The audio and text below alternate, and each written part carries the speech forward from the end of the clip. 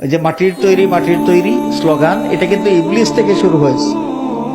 অনেক মানুষ বর্তমানে বলে না যে নবী মাটির তৈরি, নবী মাটির তৈরি, নবীর মাটির তৈরি, মুখে ফেনা চলতেছে এই বক্তব্য দিয়া। আরে বাবারে, নবী মাটির তৈরি না হীরার তৈরি, তোমার তো এই কথা চিন্তা না করলেও চলে।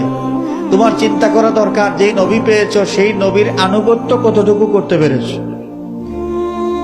নবী কিসের তৈরি এটা নিয়ে তোমার মাথা কামানোর কি দরকার? আর মাটির তৈরি তো একজন, তিনি হচ্ছেন বাবা আদম আলাইহিস সালাতু ওয়াস সালাম।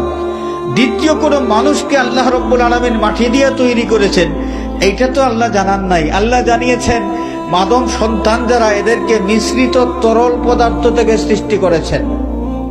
আদম সন্তানকে কি থেকে সৃষ্টি করেছেন?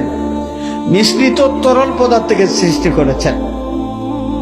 আর মাটির তৈরি কায়া একমাত্র আমাদের বাবা আদম আলাইহিস সালামের।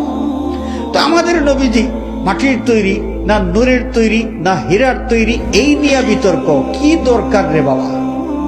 কি দরকার আছে?